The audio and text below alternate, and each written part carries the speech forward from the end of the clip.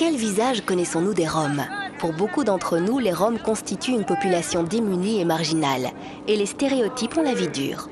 Mais en marge de cette réalité, une autre commence à voir le jour.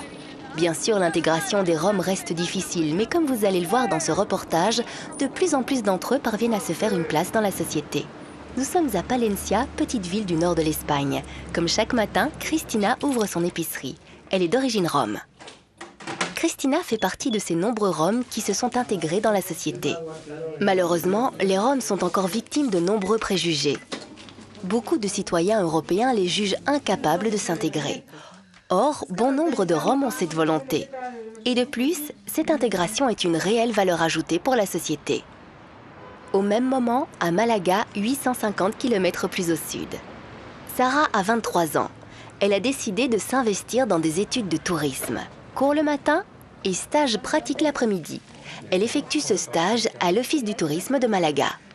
Lo que he explicado también es que hay gente que se sorprende cuando nos ve las prácticas, miran que somos de la Fundación Secretaria Gitana, pues se queda sorprendida eso de manera positiva, de que una gitana atendiendo al público. Nous quittons le soleil espagnol. À plusieurs milliers de kilomètres plus à l'est, Velkaïda, un petit village dans la banlieue de Košice en Slovaquie. Ici, la situation est plus difficile. 40% de la population de ce village est rome et la plupart vivent dans des logements insalubres.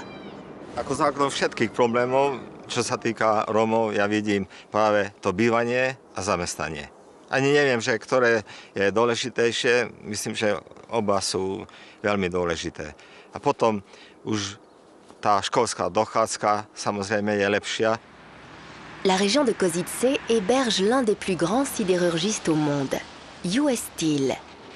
Cette usine qui emploie 12 000 personnes s'est investie avec les autorités locales pour tenter d'intégrer la population rome.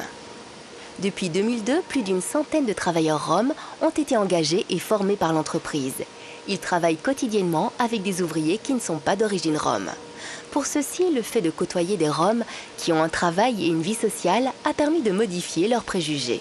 Lebo už vidno, keď sú medzi bielými, tak jak je pán Šaňa, hej, napríklad, hej, že už tu robí pekných pár rokov, už vidno na samotnom jeho správaní, na samotnom jeho oblečení, ako sa oblieka. Proste takže jednoznačne ten kontakt s bielými, jednoznačne, že ich zmení. À Palencia, Cristina montre également la voie pour bon nombre d'autres habitants du quartier. À Malaga, Sarah pense que les choses évoluent. Elle-même se sent rarement discriminée. À Velkaïda, en Slovaquie, l'un des principaux obstacles à l'intégration est l'éducation. C'est la raison pour laquelle l'une des conditions imposées par US Steel aux travailleurs participant au projet Rome est de scolariser leurs enfants.